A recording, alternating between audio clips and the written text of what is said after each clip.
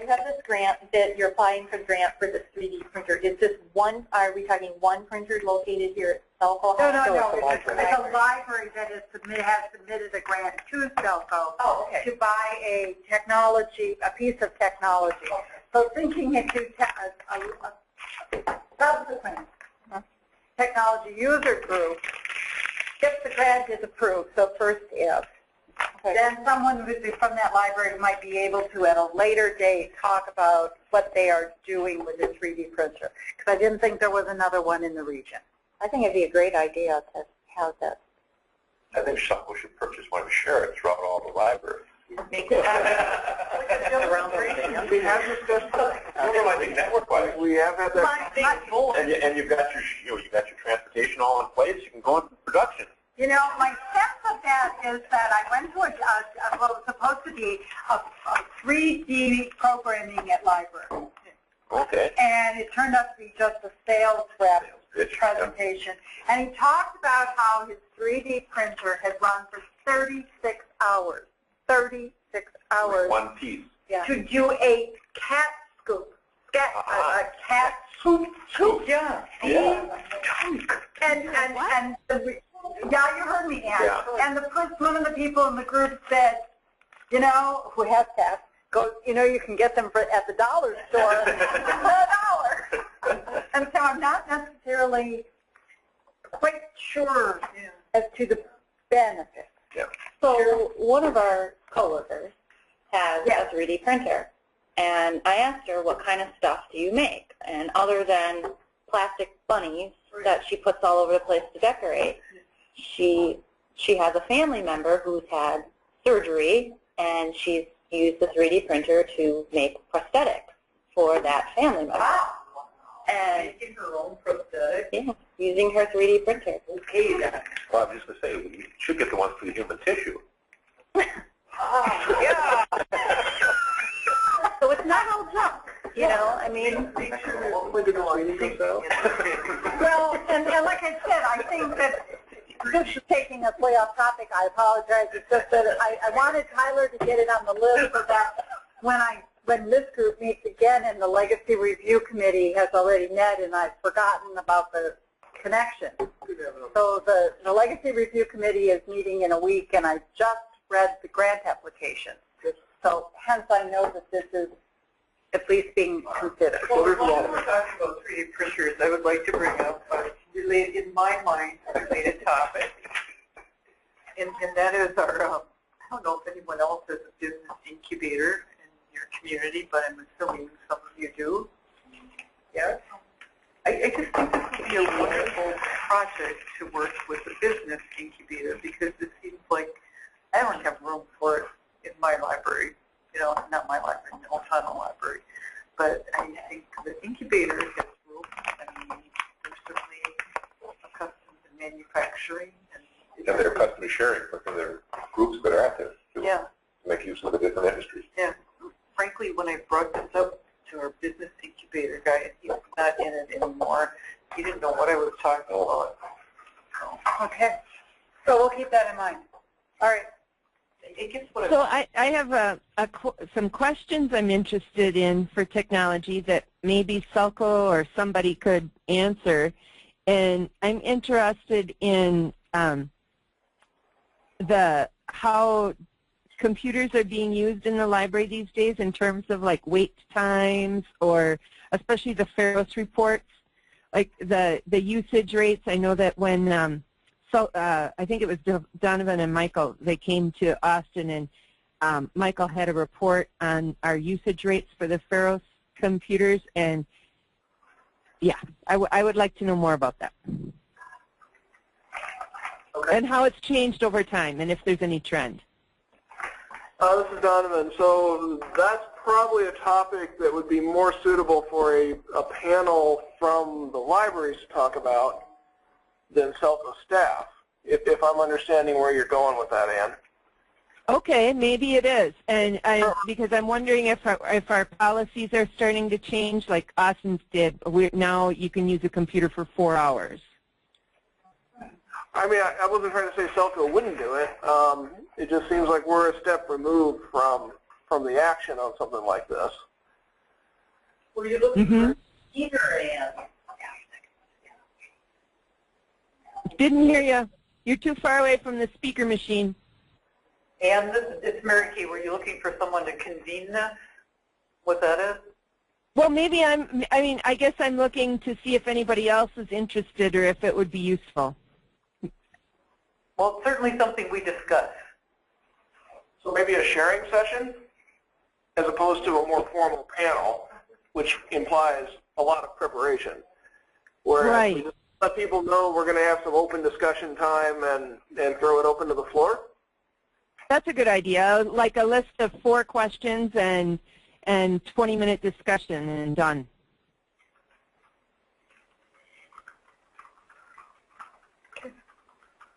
Got it.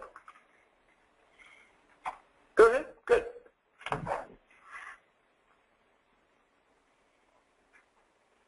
Along that line, are there any other topics that people are interested in finding more about, technology-wise? Is the audience your staff? Typically it's automation contacts from the libraries, although a few others attend as well. Is this a good place to talk about new online resources? Sure. New York Times for libraries. Yep. I don't want to pay after I read my 10 articles for the month.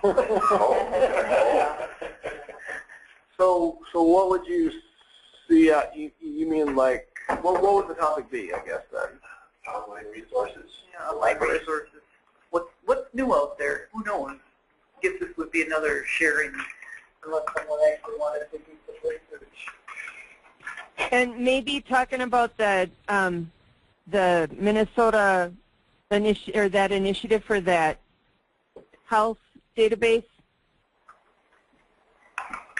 The hesitation I have on the health database or the health portal is that it's a legislative initiative that is asking, the University of Minnesota is asking for, I think, $500,000 in this legislative session.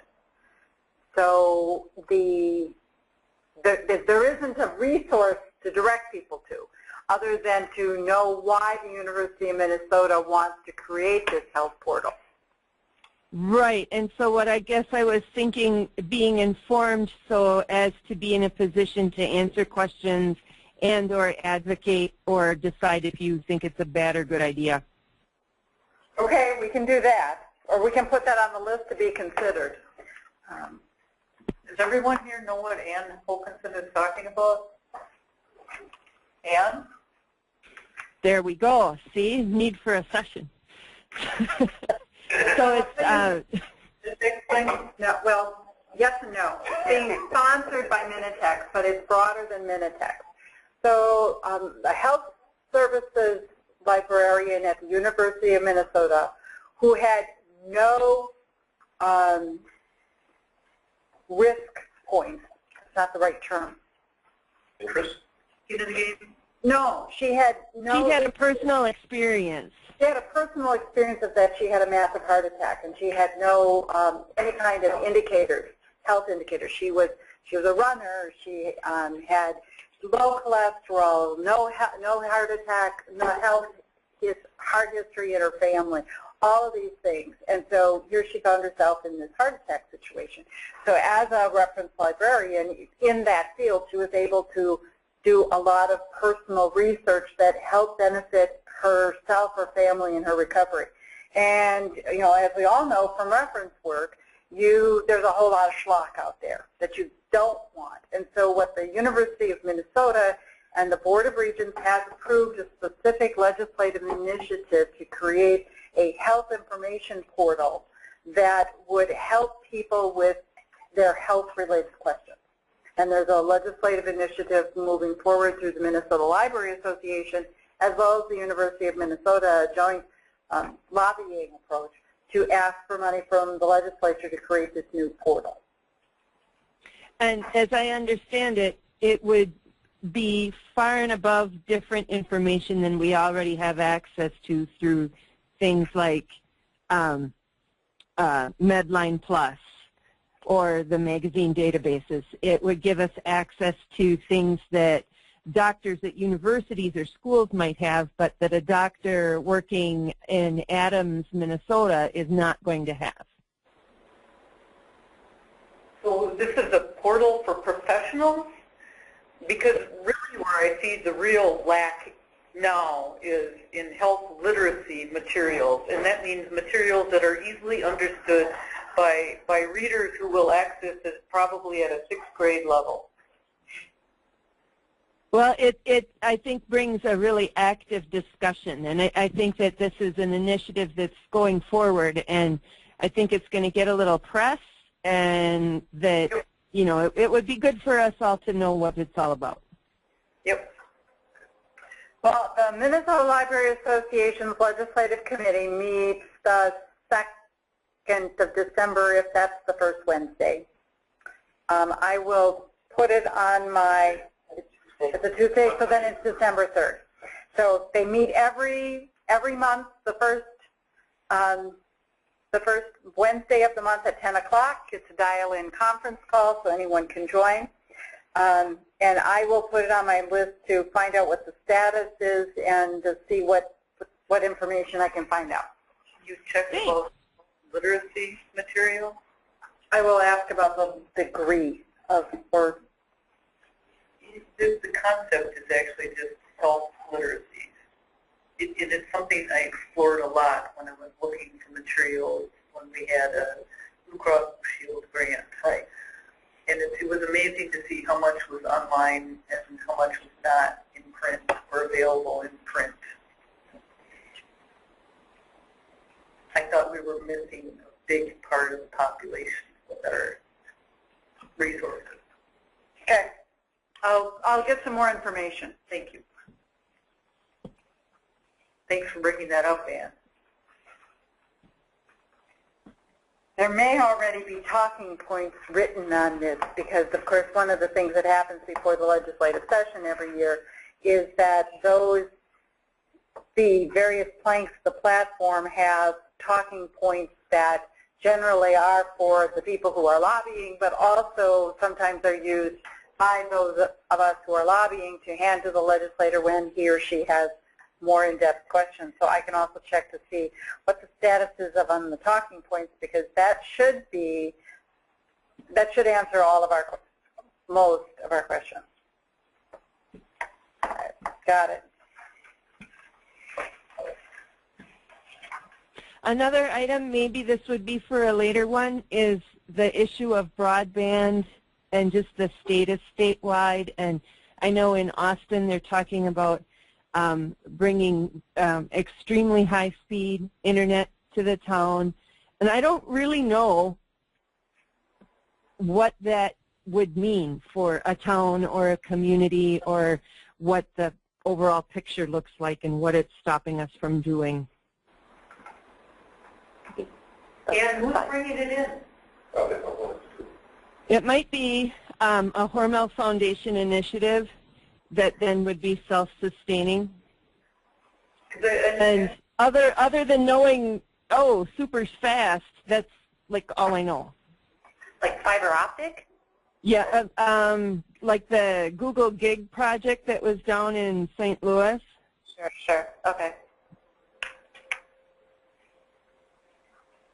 Because in Minnesota, it's Blandon who's now interested in broadband, and they run the report. Right, and I don't have I'm not educated on what the big picture is for all that. All right.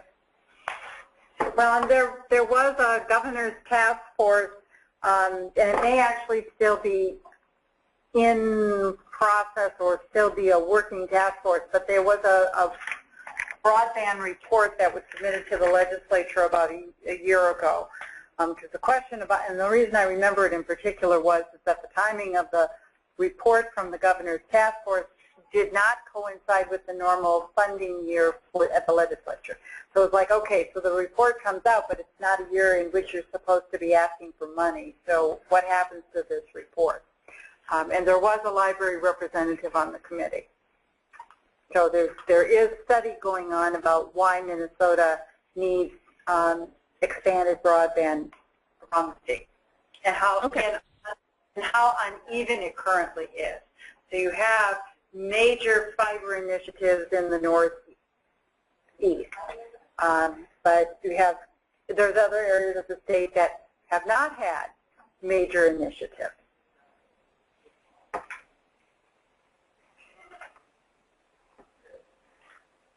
Something on technology and kids. All right. I have nothing more specific than that. Someone else might.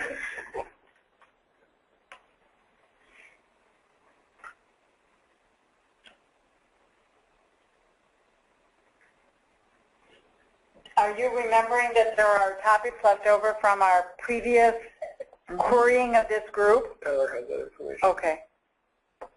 So this list is, you realize this list is more than is doable at a meeting in January. Well, And some might fall off. Yeah.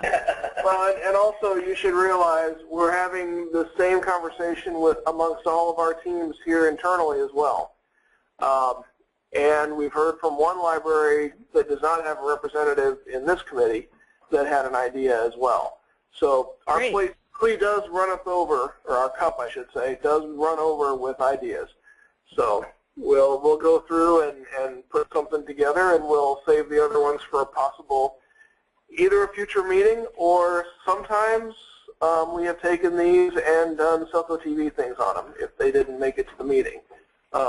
We're doing less of that kind of stuff now than we were a year or two ago, but that's always a possibility as well. What about the libraries, or I'm sorry, the conference at McAllister that happens in March? Yeah. And just kind of getting that maybe just on the people's radar, or wondering from SELCO who all is going to go, what the plans are for that. I think it's great if there's more than one or two people that go, because I think you have a better chance of bringing those ideas back. So there are, we did publicize the fact that the conference was coming and that there is a scholarship available for up to 10 individuals from what is considered rural areas. So it has to be schools or public libraries in a community that is not in the metro area and is in a community of less than 30,000 people. So there has been, we can certainly do some more, posting to the website that says, don't forget this is coming up, put it on your calendar. Yeah. I know that when you apply for this, you have to, they open it up on a certain day, and you really need to apply on that day because they only have a certain number of spots available. And because I had it happen to me last year, they fill them up almost within 1 or 2 days. And if you don't get in then, they can put you on a waiting list and you might get in. To go to the conference? Mm-hmm. The conference does fill up really quickly. Yeah, because it isn't just from around here in Minnesota. They come from all over. It's a national conference. And the intention was, it has always been, because they did think about expanding it, but if they keep it on McAllister, it's this intimate conference, it's like 400 people max, with the idea being that you have time for networking and sharing, and you're not suddenly lost in a sea of 1,000 people. I think it was five years ago or so, I don't think the largest group was over 30. There were a couple large sessions, right. A lot of small stuff to whatever subject you're interested in. When you register, you have to say what session you're going to. Yeah. It's got to go all there and stuff. So I guess I'm seeing in January some sort of session that kind of is like a how to go to the Library Technology Conference would be the session. Get in your car. No. How to apply, what to expect, why you should go, what it's like, what other people have gotten out of it. What do you have for lunch? Well, and it's McAllister, so the food's usually pretty good, because they have a very good food service. Oh, yeah. But this is one, because registration comes in just a couple of weeks for it. It really, I would think you'd have to wait another year for it. Oh, okay. Tyler's looking at it.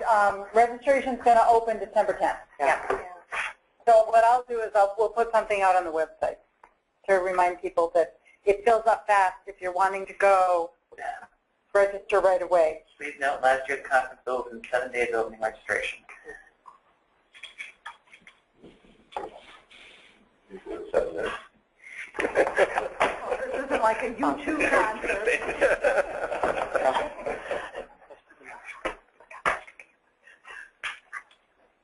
Okay, anything else, or should we move forward? Okay, I think Donovan's going to take us on the roadmap. Yeah. All right, so we just received the newest roadmap from SELCO. As you'll recall, we talked about this in our last meeting as well. So rather than try and do a comprehensive overview, I'm just going to talk a little bit about a few highlights of things that have changed. They divide this up into a core services document and then another one that pertains to their Blue Cloud offerings. So we'll talk about the core products first, which are basically Horizon and Symphony. And I'm not going to talk about Symphony.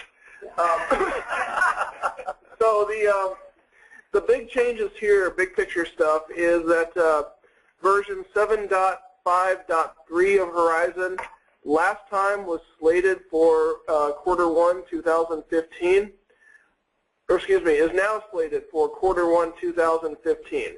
And version 7.6 has been pushed back to Q3 2015. So that 7.5.3 was not on the last roadmap. It just has appeared. So apparently there's been a decision made that we need another interim release before 7.6.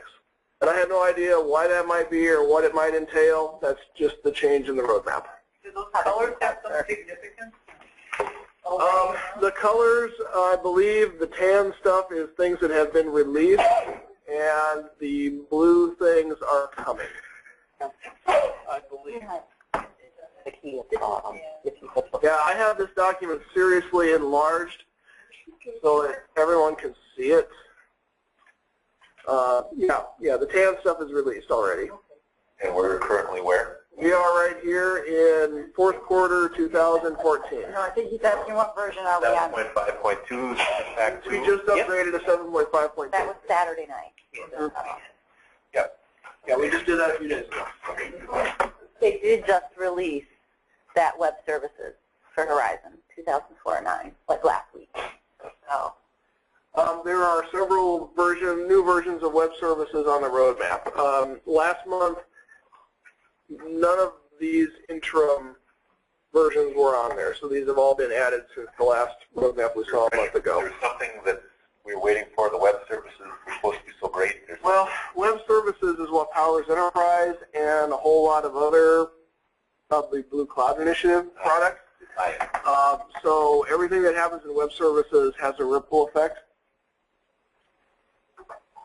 The web services for Horizon are significantly behind web services for Symphony in terms of their development and usefulness. So that's something we watch web services is where we could eliminate the clients in the thin client situation. Yes, except that they haven't created most of those clients yet either, but web services has to come first. Okay. Exactly. So, I'm sorry? Go ahead. So those are some of the major changes. Like I said, I'm mostly just looking at the changes. They have a list of features that they are hoping to release, both near-term and long-term. I'm not going to go through all of these necessarily, but a few big-picture ones that I think you're going to want to know about. They are talking about some kind of credit card solution in version 7.5.3. We're not really sure what that is. We don't know how that affects EnvisionWare, which has been the standard solution that SELCO has used for credit card payments. It's certainly what we're using right now. So we're going to be watching that one pretty closely. If this is functionality that's going to be now included in the system, rather than making us pay a third party, that's something we're very interested in. And not just because of the cost, also because of the security ramifications. We spend a lot of time dealing with security on EnvisionWare. I don't know how important this is to everybody, but I just personally find it interesting. They're talking about patron photos in the borrower records. This is something that they've talked about periodically through the years. For some reason, it never seems to happen. Now they're talking about adding that to the next version as well. And the reason I mention that is because there has been a long-term continuous issue for Rochester Public Schools where they've got students with the same name. Diane Plager always used to talk about her Mohammed students. A bunch of kids named Mohammed. And having the ability to take those photographs and put them in the borrower record would help them quite a bit. I think there might be some benefits for publics as well. You don't necessarily have to put them on their library cards. Sometimes just having them in the record might be useful. So personally, I find this one kind of interesting. I don't know how useful you all would find that, but they're talking about that again. What's that? Speaking for Austin, we would find that extremely useful. Okay. Well, I think, you know, that you have to remember that Cersei Dynex is a company that serves school libraries, academic libraries. So in the case of an academic situation where you're already dealing with a student ID and your library card is your student ID, it's all integrated. So it's not difficult to then think about having a library card record that would have the student ID picture on it. Yeah. So those are the highlights from the core services. What I'd like to do is talk about the highlights of the Blue Cloud document, and then at that point stop. And if anyone wants to talk about any of these items in more depth, we can certainly do that then. It was in the packet, in case anyone had a chance to take a look at it. So Blue Cloud, it's hard to explain what Blue Cloud really is. That's library user experience. Yes, that's what it stands for. Best library user experience. Why aren't we doing it tomorrow? And it's in the cloud. Well, yeah. Not already. The cloud is still a little nebulous. It's kind of a catch-all. It's not Cumulus. I just got it. I am serious about this. Oh, Charlie, get a hold of this minute. We'll just ask the censor, what do we need? Yeah. Sergeant of Arms. Breaking down some lightning. So Blue Cloud, it's really it's a category that Cersei Dynex is using for a broad range of services. What they have in common is, first of all, they're designed to work with both Horizon and Symphony. And second of all, they are add-ons to both of those ILSs. And that's really, I think they see that as the strategic direction of the company. So they've been talking about Blue Cloud a lot the last several years. Enterprise is really the big kahuna of the Blue Cloud solutions. They offer it primarily as a hosted service, hence the cloud designation, and it can be used with either of the ILSs. So this is kind of the big star of their Blue Cloud suite. So as far as Blue Cloud goes, they're talking about a new version of Enterprise in the first quarter of 2015, 4.5. We don't have a lot of information about what's in that, but it is on the roadmap. I think it's, that's the one that's supposed to be Horizon focused. We're doing the SPP for right now. There are a lot of services on here we do not use, but one big thing that is not on the roadmap, but we're going to talk about it anyway because it's super cool, is that the much long-awaited for Blue Cloud cataloging module just got announced yesterday that we can get it. This is their web-based client, kind of like what you were just talking about, John. It is supposed to be the first in a line of clients that will cover all the major pieces of library functionality. It's cloud-based, so you use it in a web browser. It's supposed to be used with either Symphony or Horizon. It looks really cool. We've been seeing demos of it for 5 years, it seems like. That's not much of an exaggeration. But it is now actually out there. We have signed up to get it. We are in the line. So I don't know when that's going to happen. They are queuing libraries up for it. We will need to spend some time looking it over, working with it. We do know there's some significant pieces of functionality that you get in the current Horizon client that are not in here, especially concerning authority records. So I don't know that this is going to be something we roll out for everybody to use on day one, but we are certainly going to be taking a look at it. Cheryl knows more about it than I do. So it's, just to give you an idea of sort of what it will do, is you pull up your cataloging module, and on the right-hand side you have your OCLC record, because you're logged into OCLC or LC, and then on this side you have your record from the Horizon database, and you can drag and drop fields, you can merge the OCLC record right on top of the client record. Downloading the files and uploading and yeah. So, because it's all using those web services calls to do that. So. Yeah, try to get in and out of it. But like you said, there is not really any, in the first iteration, there's really no authority integration. So every time you bring in a new record, you're going to get a new authority record in the database. That's not so cool. So that's something, we don't have it yet, so it's something we need to get, and we need to figure out, can we work around this? Maybe we need to wait for a later iteration. So we're all very excited. Yeah, we're very excited, and it's good that it's released, and they know the authority thing is an issue for every library, and they're working on it. So. But you don't want every new James Patterson book creating a new James Patterson in Enterprise for your patrons to buy. So, yeah. So, sorry, Dominic. Oh, no, it's okay. It's exciting. So, some other highlights from this chart that you may find interesting. The mobile Circ product, which is their circulation on a mobile device feature that they've been talking about for quite a while, seems to have slipped a quarter.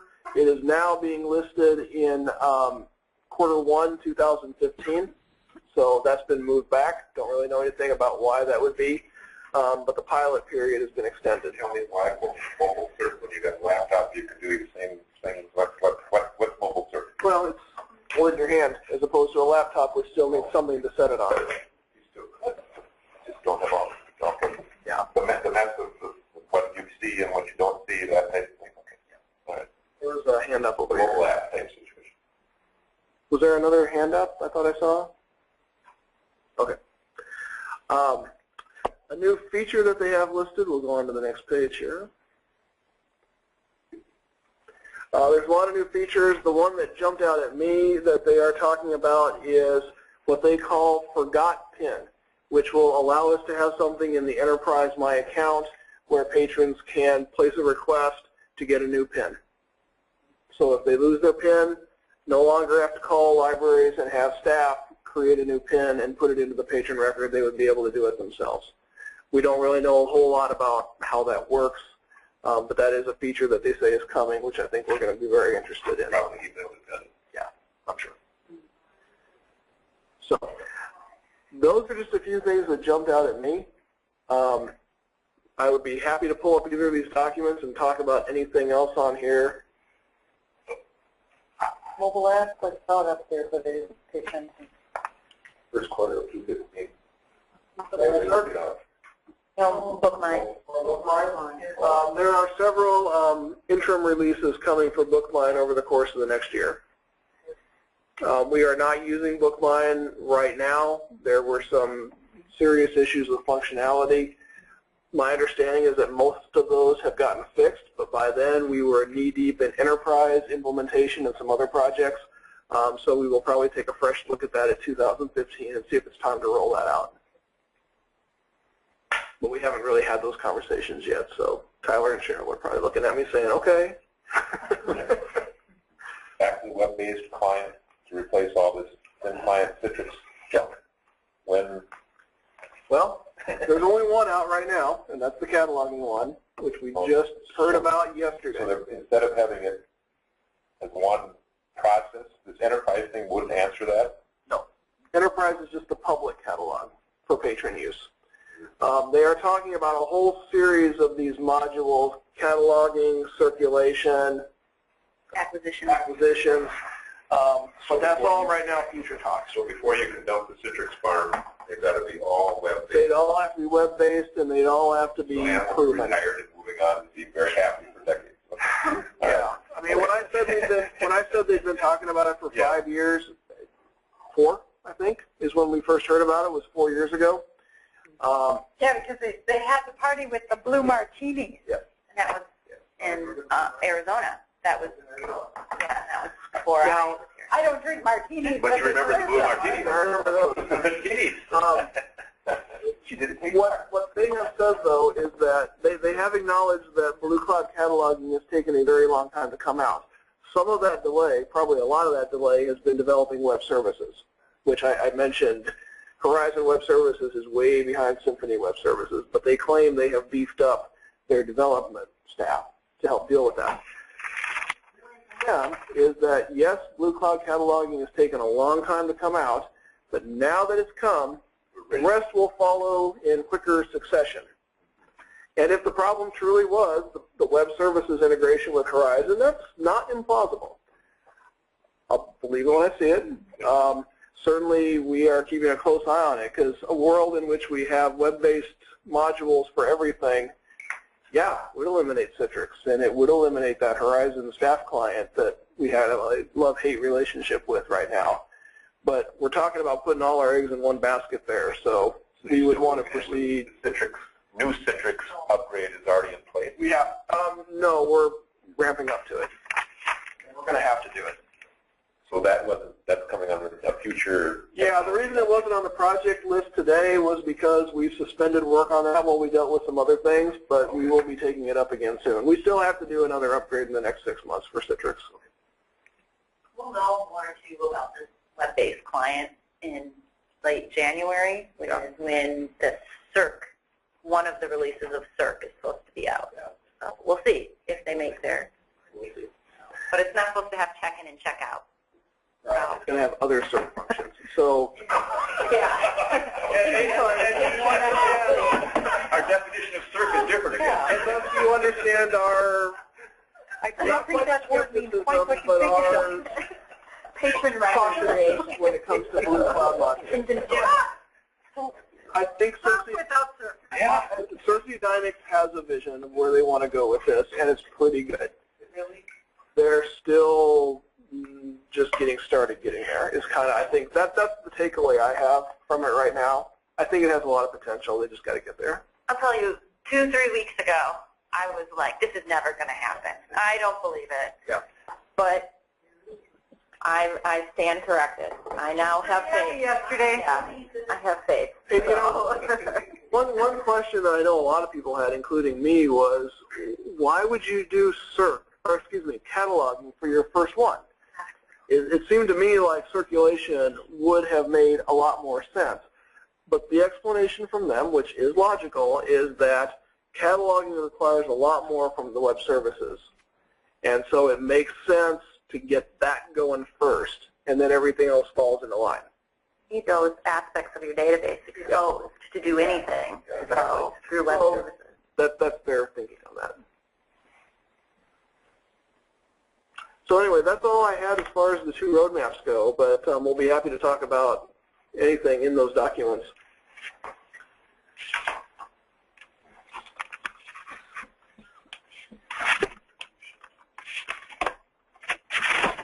Hey, any other questions? Do we have any announcements? Well, I personally want to thank Sherry for all of her years of service, having served on this committee the maximum number of years, I think, as an alternate, as a small library rep, and then when the city of St. Charles got larger, to move the city into what we classify as a medium library in order to make sure that we've got sufficient coverage of libraries. So this is Sherry's last, assuming that this group does decide that we don't need a December meeting, this would be Sherry's last meeting. Thank you, Sherry. Oh.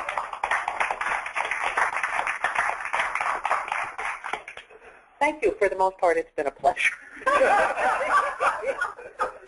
So I remember some of those Aqua Browser planning meetings. You know, day-long meetings to decide which fields we're going to index and in what order. Too many jokes. I think we need to maybe have a seating chart for certain people. I had a question. When are these going to kick in? The automated email notices and the...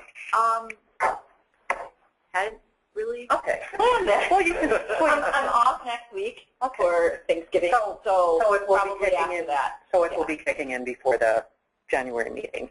More than likely. For the users yeah. group. Yeah. Okay. We need time to alert the libraries first and allow people to have time to get back to the help desk with any questions. Well, that's what I was wondering, if you were announcing it there or... Did we do your notice? Yes.